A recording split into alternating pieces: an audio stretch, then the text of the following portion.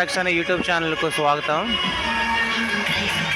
ఇక్కడ ఫెస్టివల్ జరుగుతుంది. ఏంటంటే వెస్ట్ గోదావరి డిస్టిక్ పెదపాడు మండలం.